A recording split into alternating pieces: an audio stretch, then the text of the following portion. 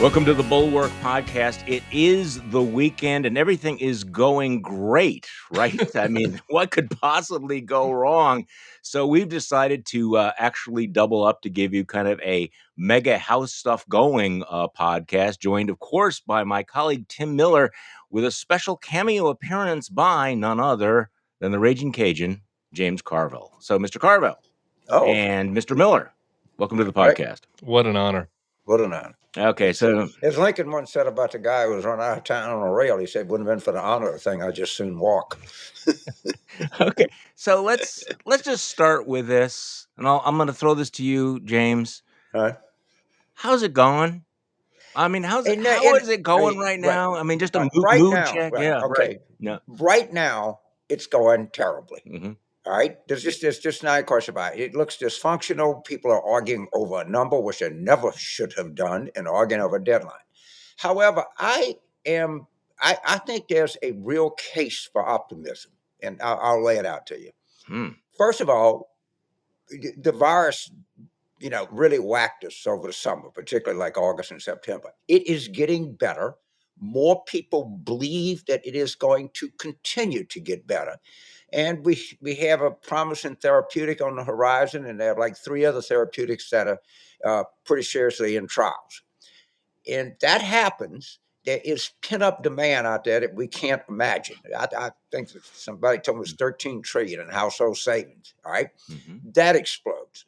The next thing's going to happen is it's a much better than 50-50 chance that the Manhattan DA indicts Trump before the end of the year on very specific, and it's going to be tuition tax cases. It's going to be very, very specific charges. So the short term is depressing as it can be. The more immediate term, I'm not very much of a Cassandra on that. I think there is a legitimate.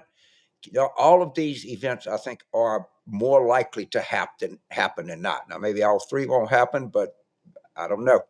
That's my case for immediate term optimism. Okay, so Tim Miller, your new not my party is time for the Democrats to wake the hell up, in which you take your strange new respect and take it out in the backyard and just light it on fire.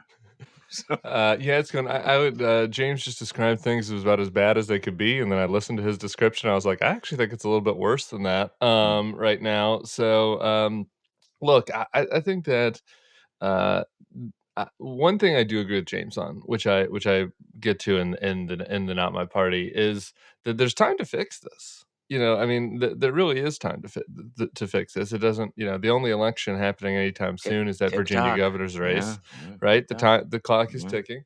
But I think that there are a lot more questions than answers on the economic side. I hope James is right, and the spending kicks in next year, and we see a boost going into the midterms, and obviously that would be wins at the back of Joe Biden. But the jobs numbers out today are shit.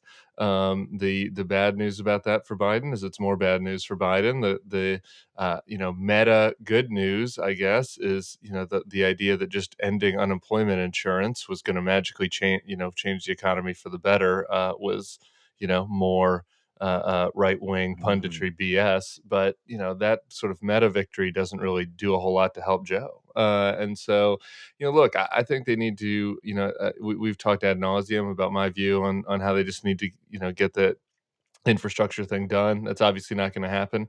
So, they have this December 3rd deadline. At this point, I was looking for a hot Joe summer. I think we're just dealing with a cold Joe fall, and they got to look to that December 3 and deal with the debt ceiling, maybe permanently. Then have a reconciliation number that has a bill they can actually sell.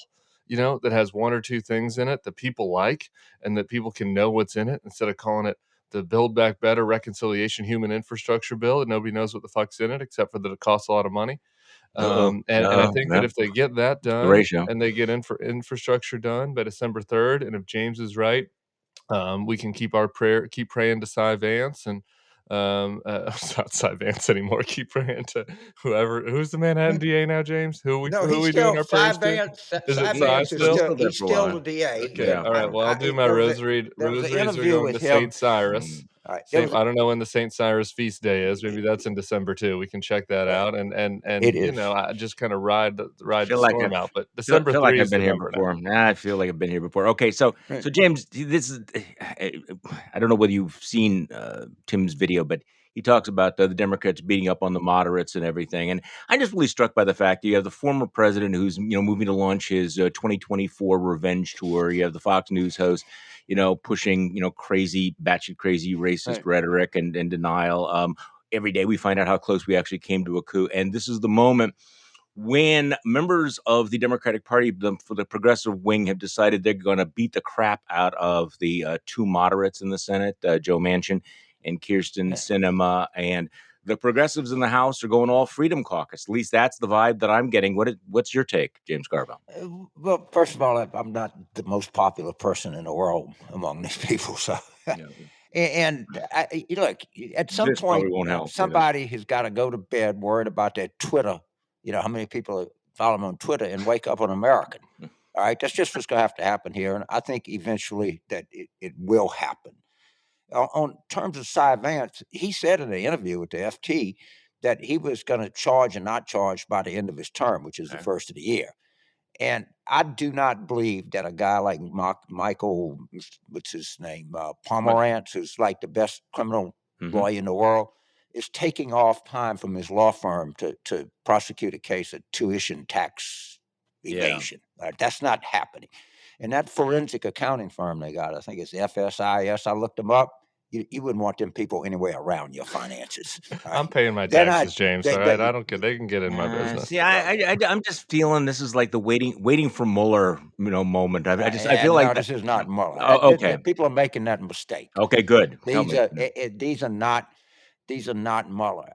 I would bet easy, better than even money, that they indict Trump. Interesting. Okay, For the all right. first of the year. I have no inside information. And by the way, if the guy that has turned out to be a squish so far is Garland. I mean, he's telling people that it is a classic obstruction of justice to tell people not to cooperate with a legally impaneled investigation. Yeah. Jesus, man, what do you need? Well, it is interesting, the sort of the asymmetry that we're seeing here, where Garland, I think, is so obsessed with not being the, kind of the Trumpian DOJ, not being Bill Barr type, that he's leaning over backwards. And you are looking at, all of these obstruction of justice cases, all of this, and I think there's almost no chance that he's going to pull the trigger on all of this. Well, then they ought to get and fire his ass. Okay, so How are you going to have a country that celebrates the rule of law when you have a president and a former president blatantly, just blatantly violating criminal statutes? Just really quick, did you see that Mr. Trump actually complimented Garland last night, which is about all you need to know. He was what is that on about? they were but he knows. I mean, Trump is nothing if not an apple polisher to people that, are doing what he wants at the moment. I always said that the one thing I'd give Trump credit for, the Democrats don't understand, is if Charlie Sykes went on Joy Reid's show tonight and said, I've been radicalized, I'm putting on my red hat, and it seems like Donald Trump was making a lot of sense, you'd be invited down to Mar-a-Lago this weekend. He'd roll out the red carpet. As long as you're being nice to him in the moment, he's nice to you and he welcomes you into the tent. That is obviously not the treatment that the Democrats are giving Joe Manchin and other people that are trying to get inside their tent. And so, I think it's as simple as that. He sees the Garlands not being tough on him. And so that's just his little lizard brain. So he's not going to attack him. He's not going to poke the bear. So yeah, go on. Let me ask you a question. What do these people think they're accomplishing by attacking Joe Manchin? I said this last night is on television, he is a Italian Roman Catholic Democrat in West Virginia, all right? In a state that Democrats have not carried a county since 2008. If you don't have Joe Manchin, you're going to have Marshall Blackman. That's your choice. That's the best case They're scenario. so goddamn stupid. I can't tell you how stupid they are. Well, can they count to Sorry, go ahead. 50? This is my problem is No, they can't to 50 because, I was watching Bernie Sanders, and he's ripping Kirsten Sinema, he's ripping Joe Manchin. Bernie, I understand you're a cranky old man, but at some point, you understand that if you're going to get anything that you want, you need all 50 votes. It's just simple mathematics. If Joe Manchin and Kirsten Sinema have provided that crucial 50th vote for appointees, for cabinet members, for the budget resolution. The only reason we're talking about reconciliation, you don't have her or him in the Senate. You have Majority Leader Mitch McConnell. So what is the I, what is the addiction, James, for I, Democrats to I, have the I, circular firing squad? my recommendation is get a second grade math teacher and talk to the Progressive Caucus and understand the concept of 50. All right, Yes, because you thank you. apparently you don't, and maybe some people think that arithmetic is part of the white hierarchy in the country that suppresses people. I have no goddamn idea. But yeah, I can count to 50. I took remedial math twice at LSU, but I can still count to 50. Yeah, but on Twitter, it's and I wrote a piece, and of course I'm getting the ratio that I expected, and this is okay. This goes with the territory. Tim, you're experiencing this as well, where I said, maybe you ought to remember that Kirsten Sinema is not just the swing vote; she's the absolutely essential vote, and everybody's like, screw her. We don't need her. We should pressure her. We should write her out on a rail. Like, guys, you need her vote for everything because without her, nothing gets done. For the progressives, there's only two options, right? Right, guys? You either in the election, you win more elections, you convince more people to vote for you, or you get every single Democrat to go along with you. And I'm not sure that the strategy that we're seeing right now accomplishes either one of those goals. I agree with you, Charlie, on the strategy, and running into the bathroom, and making fun of her for her wine, and her bisexuality is probably not a strategy to get her vote. I will say No, I do put Cinema in a different category than Manchin. I mean, Biden just won Arizona. The other senator is also a Democrat who's not creating any trouble.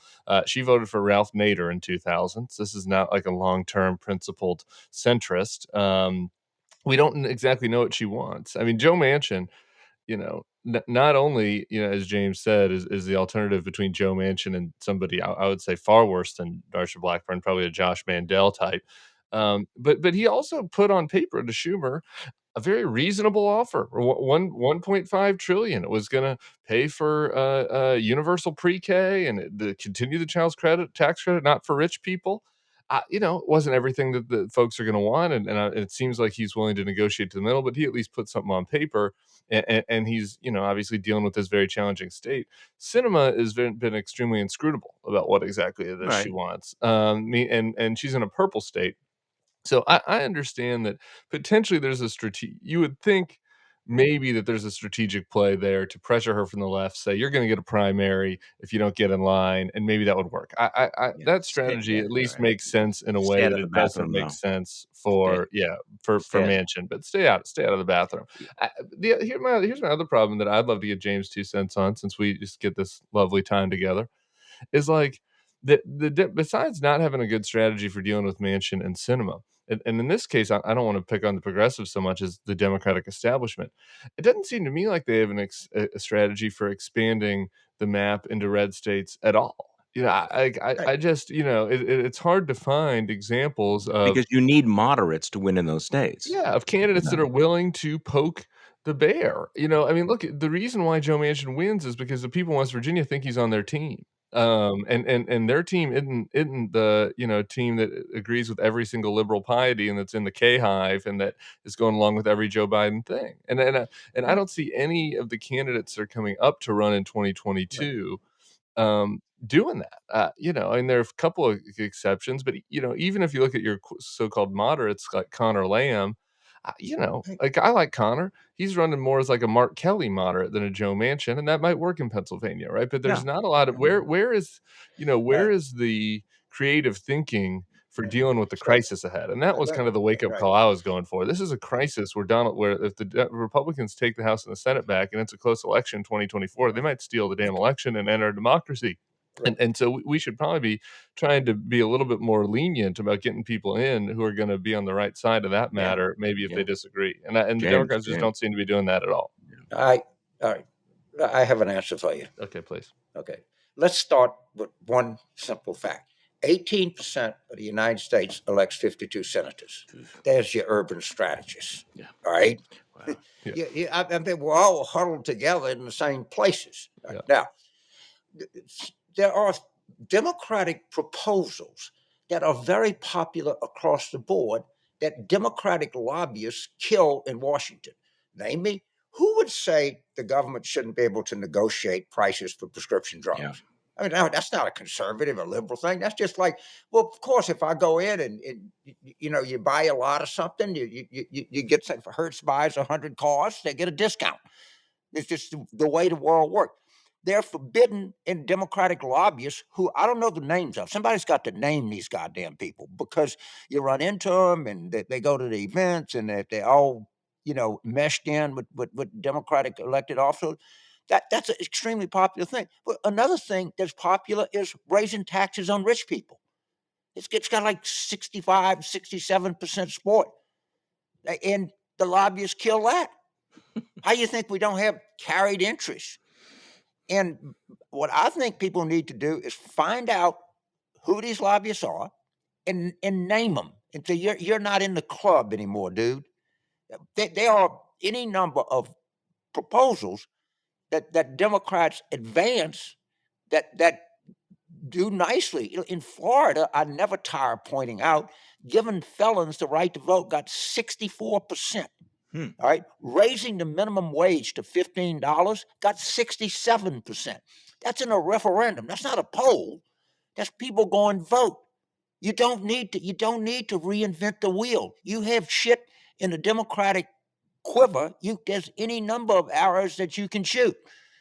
But you're right. People say, well, they campaign on this. Prescription drug prices are still high. My wages are low. Inequality is killing the country. In the public doesn't like this stuff. They're almost demanding it. So, do you guys read Ezra Klein's piece in the New York Times today about David Shore? I did. Okay, so just to remind people, David Shore is this brilliant political wonk who actually was canceled when he pointed out that riots actually tend to urban riots actually hurt Democrats, and people, well, you can't say that. And Well, he was actually, it's worse than that, Charlie. okay. So, There was an academic at Princeton. He's now in Pomona. And his name is like Omar Wasso or something. All right, and he retweeted, and I think the guy is black actually. All right, he retweeted a piece of academic research that says that peaceful demonstrations help more in an election than violent. I mean, that wasn't exactly. You have to go to Princeton to figure that out. And it ran his ass out of town. I mean, that's that's the brilliance of the progressive movement. Right? All encapsulated. See, they hate the whole both sidesism, but I mean, what you're describing here is the bubble they've created. Like, we don't even want to hear this academic study that might make us feel slightly uncomfortable, even though it's exactly the kind of warning you need to hear. So, okay, so Shore is also like a socialist, by the way. He's not, a James Carville dino. Well, he's got a way. And my friend Sean McElwee, they have. They pretty left, but I would say that Sean and David are probably inching toward pragmatism at some level. Inching toward it. Okay, so he's got this warning for the Democrats. Ezra Klein has a great column in the New York Times about it, and I'll just read a little bit. So here's the truly frightening thought. I mean, things are bad right now. Here's the truly frightening thought for frustrated Democrats. This might be the high watermark of power they'll have for the next decade. For sure, cancellation, traumatic though it was, turned him into a star. His personal story became proof of his political theory that the Democratic Party was trapped in an echo chamber of Twitter activists and woke staff members. It had lost touch with the working class voters of all races that it needs to win elections, and even progressive institutions dedicated to data analysis were refusing to face the hard facts of public opinion and electoral geography that you've been talking about. And at the heart of Shore's frenzied work is the fear that Democrats are sleepwalking into catastrophe. And he's talking about, the House races, the Senate races, the presidential races, and he's obsessively running these simulations. He's saying, look, the way the structural nature of our politics, the Senate, the way that it is set up right now, if Democrats don't kind of wake up, to use Tim's phrase, they're going to be steamrolled. So, James, you read this piece, and Right. before we started the podcast, you brought it up, and you and I were reading the same thing at the same Right. moment. Right. Okay. First of all, the Democratic Party, right? They had a choice in 2020, right? Joe Biden is the most unwoke. You couldn't tell Joe Biden wouldn't know what woke is. You tried to explain it to him. Sorry, I said, "What are you talking about, pal?" Right? He don't understand it. They had Bernie Sanders, they had Elizabeth Warren, they had everybody, they had all the money in the world. They were at every debate platform, and they got slaughtered. They got slaughtered. All right. The same thing happened in Louisiana in the second congressional district primary. The same thing happened in New York City. You couldn't be more woke than Maya Wiley. She never sleeps. She's so woke. All right. Okay. And overwhelming, but it is I think 22% of the countries on Twitter, probably Democrats, they're Democrats, not country, Democrats on Twitter. They're 90% urban under 35, right? They don't win elections. They drag you down, and their votes don't count. Their votes are all in Boston and New York and Philadelphia and Washington and Los Angeles and San Francisco and Seattle, right? They are actually a drag on the party, and they're too stupid to see it. And I look, That's my view. I wanna Tim, just add in on that with a little practicality to talk to the shore thing, because I think particularly, a lot of our more progressive listeners, come here and are frustrated. They're like, "Oh, it's getting repetitive. Tim and Charlie always want, the Democrats to do what Joe Manchin and these moderates want because they are, former conservatives, et cetera, et cetera." And guilty. I'm a moderate. I'm guilty. But there are other ways to attack this problem. If you're a Democrat, that kind of speak to what James was just talking about, besides, you know, moderation as it's traditionally thought about, right? And so just think about this for a second. Like I'm a gay man with a black daughter in Oakland, so I might not be Maya Wiley woke. I like my rest, but I'm pretty woke. So I'm yeah, speaking about this just as you a are not nearly strategy. woke enough. No, Yeah, well, you're gonna have to you're gonna have to turn in your woke card soon. okay. I'm just Well, telling I'm you. speaking this just as strategy, maybe not my personal preferences. But but if the Democrats want to wedge against the Republicans' new coalition that David Shore lines out, which is rural folks, which is non-college educated, folks across racial lines, by the way, you can take a strategy that goes at them that takes a hard line on the pharmaceutical companies, like James was just saying, that supports a lot of these big spending ticket items. A lot of these Republican voters, these are not Paul Ryanomics people who've joined the Republican Party. They are culturally conservative, and they're responding to a lot of the Republicans contrarian anti views against the kind of elite established coastal culture. And so I don't know why a Democrat couldn't run in a red state that runs on a down the line progressive strategy, but that attacks the left for some of their pieties on these cultural issues. That's the Like point I was making where is before. that strategy? That would also Right. work just as much as being more of a centrist, on kind of more in a more traditional sense. Wait, let me get it. That's exactly what I was saying before, Tim. Yeah. I'm not a moderate Democrat. I'm a goddamn liberal. Understand that. Okay. I think inequality is gut wrenching. Climate is about the most real thing that you can deal with. I'm for negotiating prescription drug prices. I'm for raising taxes on the rich. I'm for taxing, uh, capital gains, investment income at the same rate you tax earned income. All right. But I'm not crazy. And the Democrats don't need to adopt, some semi-looking Republican positions. They just need to adopt positions that are right there, like raise the minimum wage, raise taxes on the rich, negotiate prescription drug prices. These things are enormously popular all over the country, and So why aren't they doing And this? campaign on Why? them, by the way. Yeah. Campaign on them rather yeah, than yeah, campaign on campaign on it. fighting each other. Like, just get them passed and make it very sensible, and again, and look, I'm stealing this from you, James, but, like, you don't need to win over every every No. Bubba in the exurbs, right? Like you just Right. need to start cutting down on the margins by making people feel like you actually Yeah. care about them again. And not be crazy and repel voters who you might have rented in the last couple of elections. I couldn't agree. I couldn't agree more. And you know who likes this? Inner city people like this. Suburban women like this. People in rural America like this. We spent $100 million in last cycle in 77 counties in Wisconsin, Michigan, and Pennsylvania.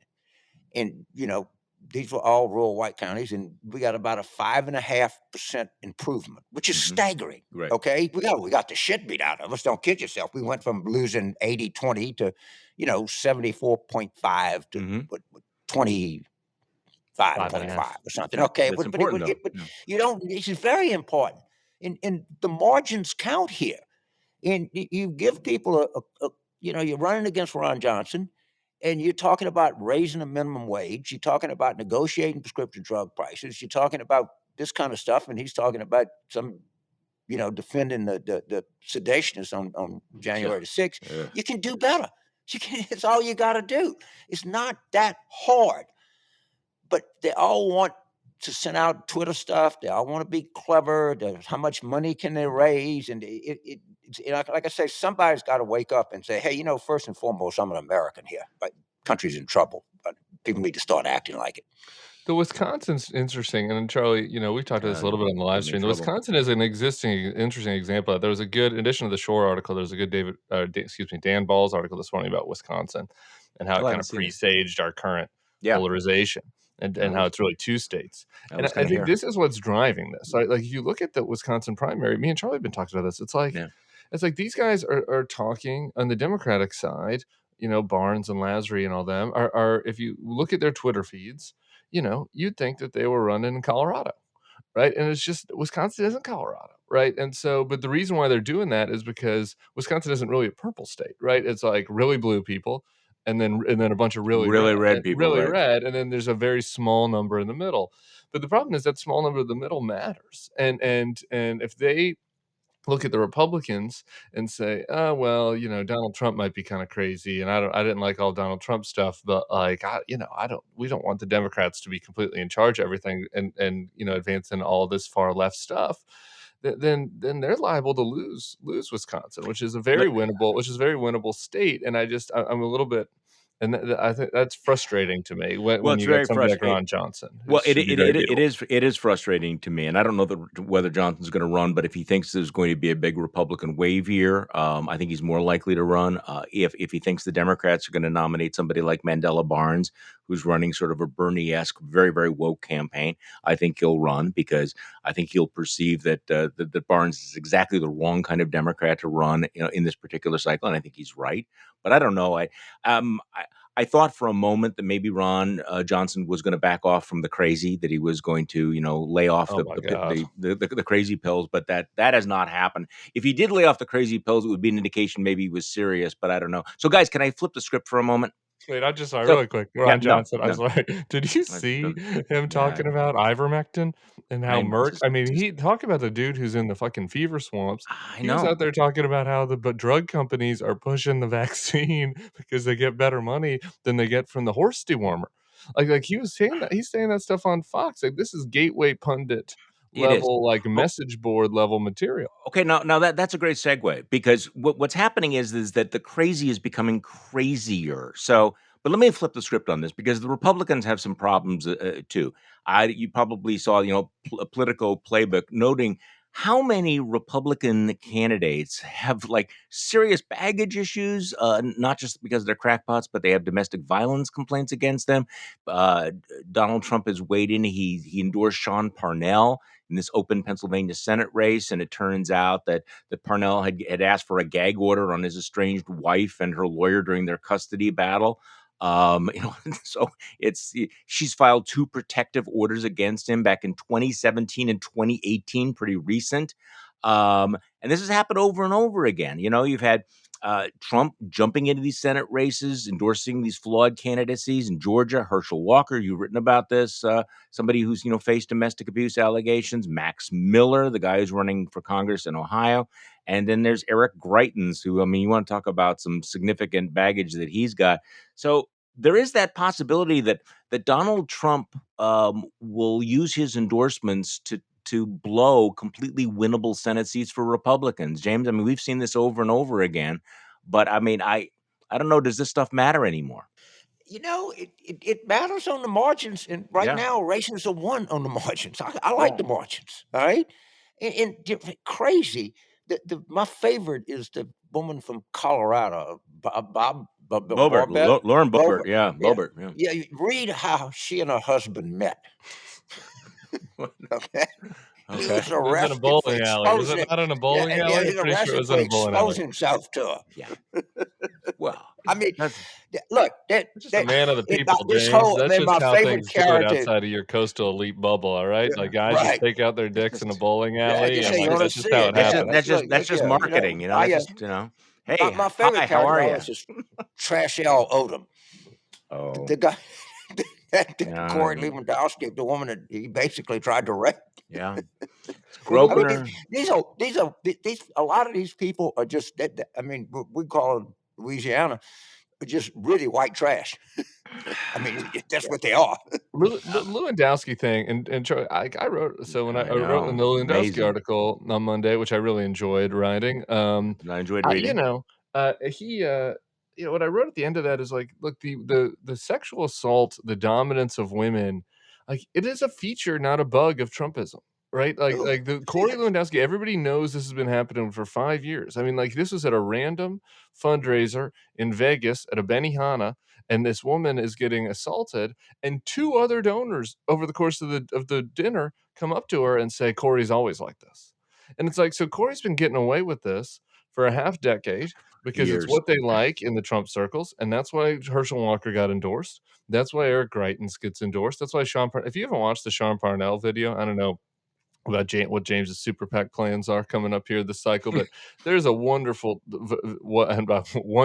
horrific Sean Parnell video where he's talking like Archie Bunker. It's like a down market Archie Bunker about how like women still like we need women to be back in the kitchen and men like their women to serve us. It's like 2021. And like this guy's running in Pennsylvania. This isn't Alabama. He's not trying to get the Nick Saban vote. Give, It's a swing state. give me 30 seconds. Okay. Okay. Are we gonna vamp here? Or are we just gonna cut this? Troy, just a I, little. I don't know. We're doing it live.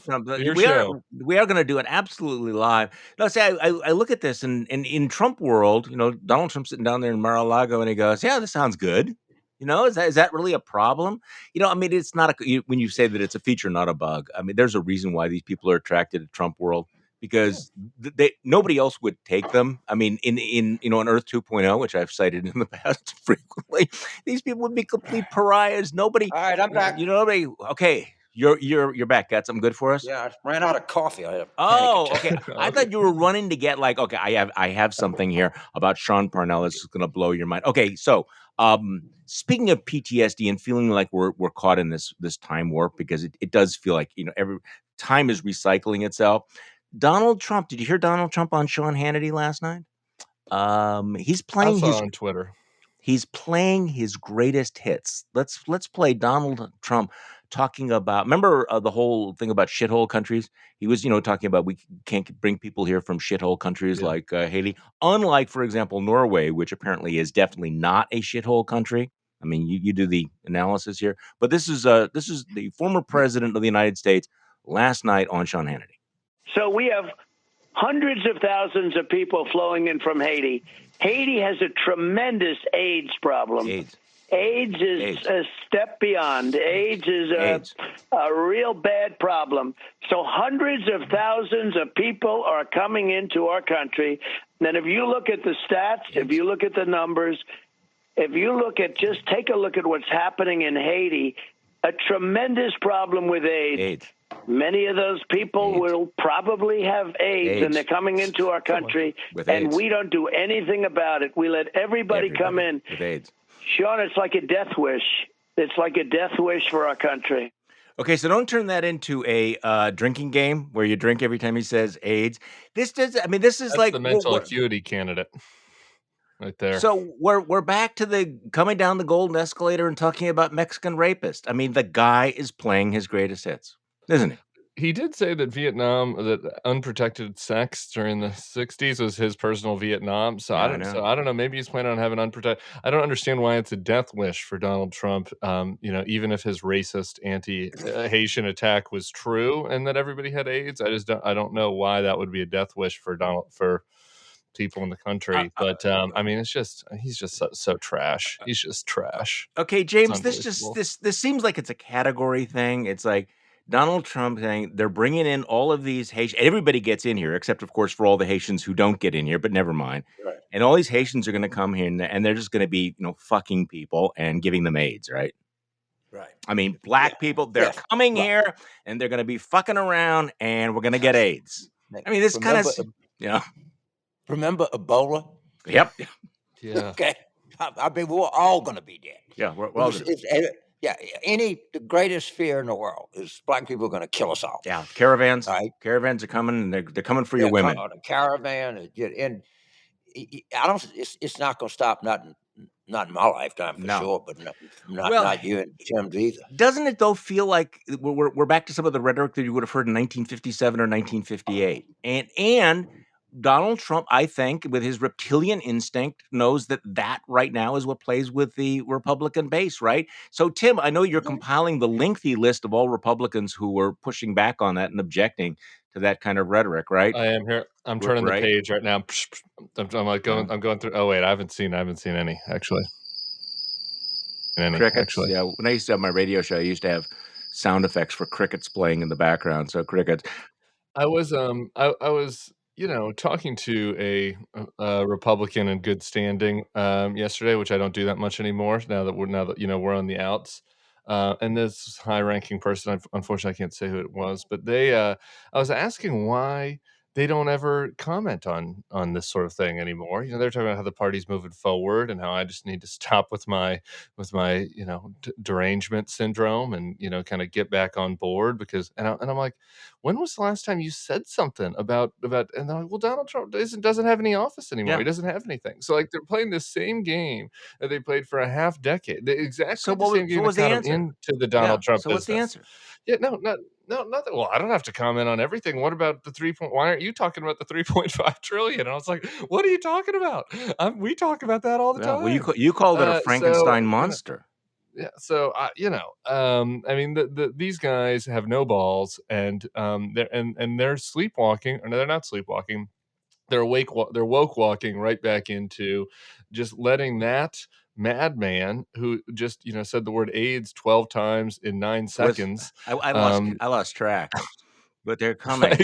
Like be the party standard bearer. And people so with AIDS that hangs over everything. And I just don't feel like there is enough of an appreciation about this, and I think it speaks to why the Republican Party is so crazy, but also the urgency of the Democrats to get their shit together. And that's why when we criticize, we do it with love, and we do it. It's an act of love. We're trying to help everybody get better, so we don't have to deal with this madman again. Okay, speaking of madmen, I mentioned before how the crazy's getting crazier.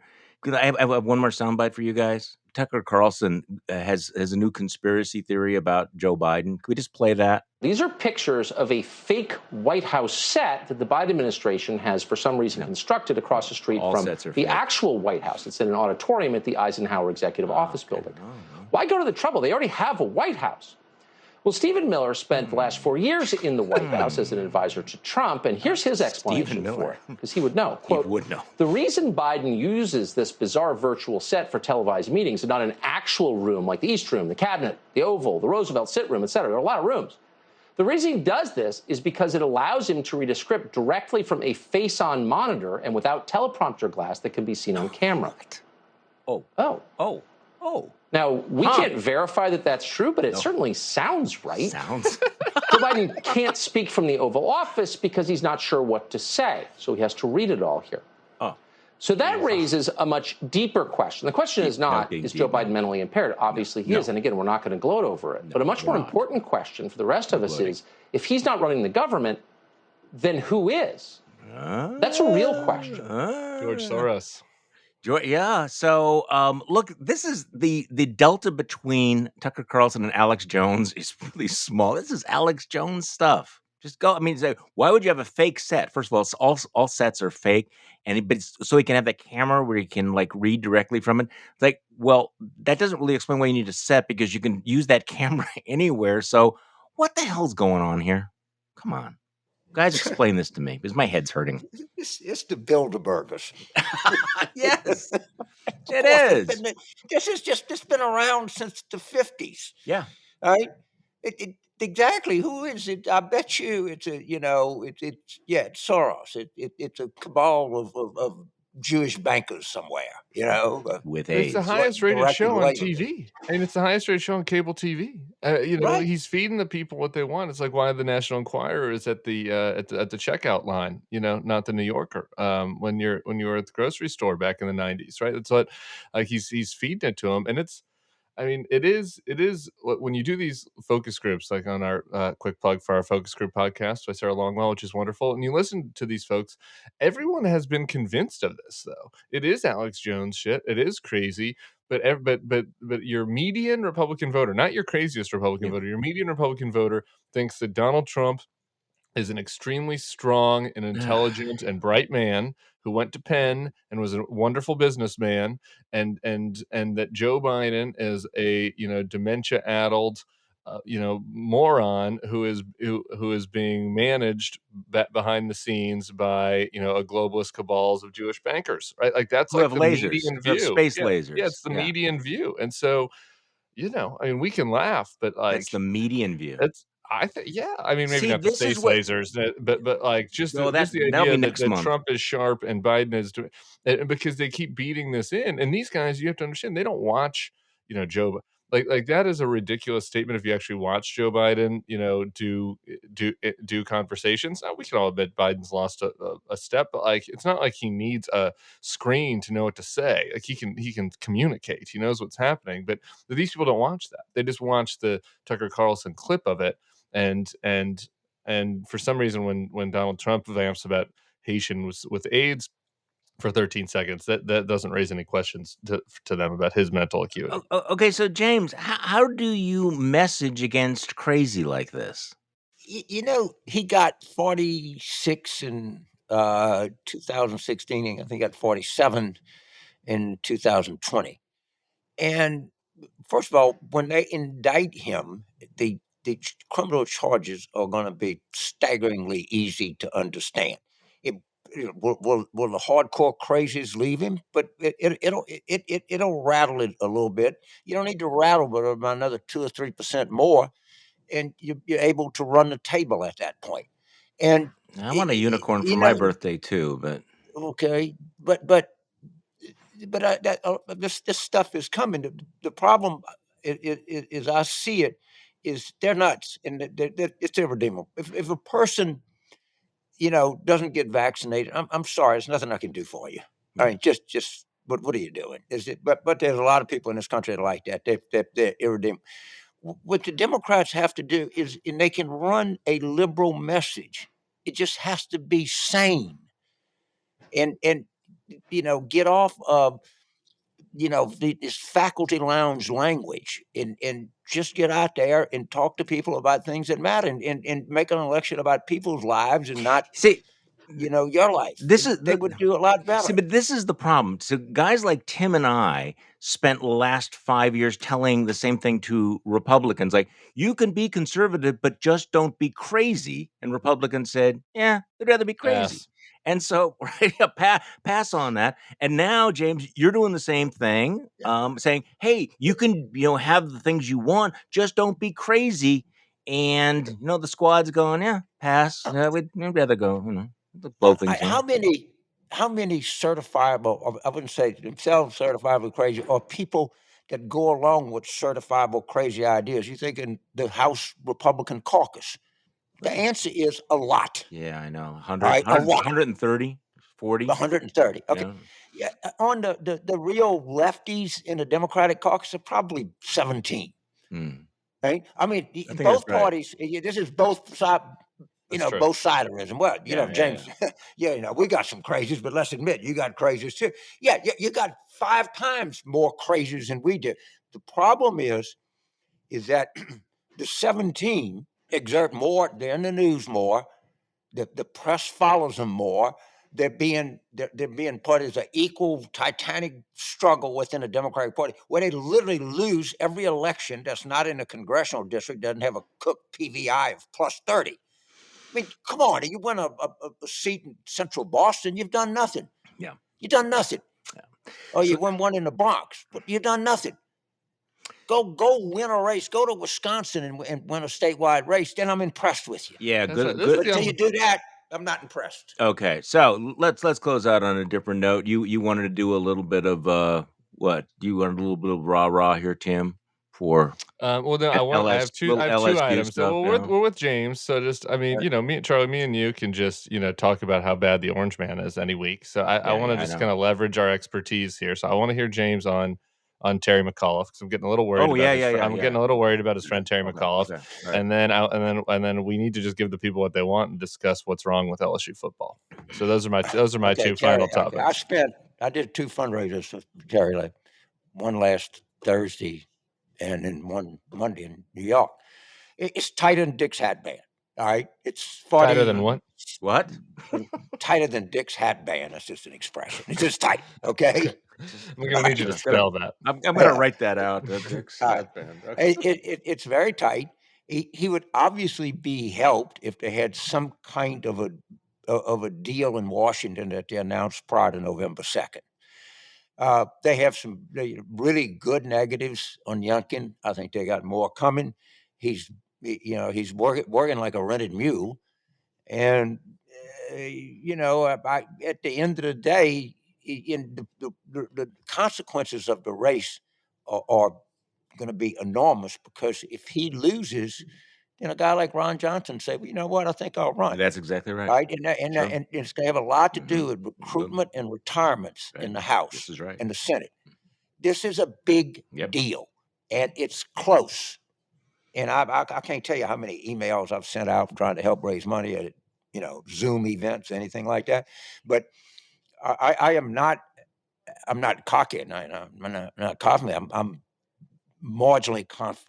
I still think I'd what explains. So Democratic strategists, not you, James, but your brethren are always panicking. And before the California race, I sort of had the view that everybody's panicking unnecessarily. This is crazy. Like, Gavin's going to be fine. He ends up winning by more than he did in 2018. I'm not saying the same thing's going to happen in Virginia, but I mean, Joe Biden won by 10 points, right? I mean, the poll out today has McAuliffe up 4. Like, what is it? What are people seeing that is making them so nervous about it? Is it people abandoning him in Northern Virginia? Or like, what is it? Excitement? No, what you see is history. That in the last 44 years, the party that wins the White House comes into the White House, they lose Virginia. All right, and you're seeing that they are, right now, gassed up. You look, it could revert to a norm, and Terry could win by 4 or 5 points. I'm not, but right now, the better data that I see, I think it's, these Democratic polls are so conservative. You just can't imagine how much they squeeze these numbers. But I'd rather run a race and tell people you got a lot at stake here. There's a lot to be concerned about, and that's the kind of nature of it. But again, I'm not a total pessimist. I've laid out an idea for you. I think the Democrats could actually do pretty good in 2022. But Virginia's going to be tight, no doubt about it. And the California thing was, the press loved that story, and they stampeded it. And somebody did an analysis. I think it was 1 poll or 2 polls. Yeah, there's nothing. Every 3 days, the press has to run Dems in disarray story. I've been dealing with that shit since the 80s.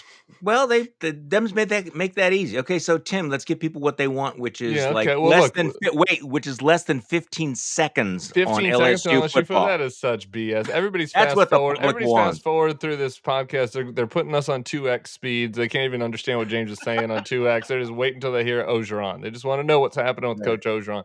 Look, we won the national championship 2 years ago. It was just a beautiful moment right before the pandemic started. It was, they caught lightning in a bottle, but since then they're 8-7.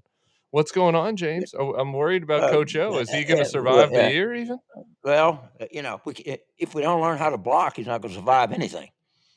I mean, we can't block anybody. And they call it blocking and tackling. They actually put blocking first, and that's the issue. And look, big surprise. LSU football is you got to win. I think Coach O understands that. Everybody else understands that, and he better win at Kentucky and get some momentum going here. I'm down there in 2 weeks. I hope we can hang out in person, James. You're going to the Florida game? Yeah, I'm going to the Florida game. We can do some selfies, and maybe I can bring some positive mojo to the mix here. We need some mojo. Okay, so now what the public really wants is a little discussion about America's team. The Milwaukee Brewers are in the playoffs. Oh, Milwaukee home to the NBA champion Bucks, about to be home to the World Series champion Milwaukee Brewers. Some just great stories out there, some great pitchers. I mean, Corbin Burns. I mean, come on, James. I mean, Corbin Burns. This guy he's Cy Young. He's got a lock, right? I think I don't know who I'm pulling for. I kind of would like to see Dusty win one. No. Yeah, well, Craig Counsellor's the best manager in baseball. Absolutely. I mean, that's almost a given. I don't think many people even argue that, do they? No, I don't know. The thing about Corbin Burns, who is so awesome, I could go through all of his stats. He was actually picked in the 4th round of the MLB junior amateur draft. Back in the day, 4th round. And he's just awesome. So anyway, America's I have team. to tell you just really quick. Don't mention the LSU guy, Kevin Gosman at San Francisco. He's had a hell of a year too. All right, so I aspire to be James Carville. This is my one moment of for all of James Carville's successes, electing a president. All of his. We could run down his list. The thing that I most admire is last year at this time I was watching MSNBC, and James Carville was on, and it was in the middle of a baseball playoff game, and he's in a hotel room, and the TV is on behind him. So he's on TV on his laptop, but the baseball playoff game is behind him, and it is playing live on his TV, so he can kind of check in on it while the hosts are chattering. James is a genuine. This is genuine America. Level. This is real America. Hey, Tim, you know how you can achieve that level? Well, how? Just when you do one of your MSNBC hits, when you're asked about how terrible Republicans are and everything, you just have it on in the background. You can just do it. You have the technology. Do I have? But I know. But do I have the kind of stature to pull that off? I just don't know that I do. Hey, I think stay tuned. So guys, I'm going to give you one piece of video to watch. Watch Warren Morris home run. And notice the shortstop for the University of Miami. It's Alex Cora. He just falls on the ground in grief and just starts beating the infield. But it's worth watching it to watch the reaction of the Red Sox manager back, I guess, 1997 College World Series. One of the great moments in LSU sports history. I'm going to look it up right now, gentlemen. Thank you so much for getting us into the weekend. Tim Miller and James Carville. Thank you, Charlie. Thank you, Kel. I say, call me when you get down to Louisiana, okay? Well, are you going to be down there? We don't know. It's signed off. Yeah, we don't know. Hey, so then thank you all for listening to this weekend's Bulwark podcast. I'm Charlie Sykes. We'll be back on Monday, and we'll do this all over again.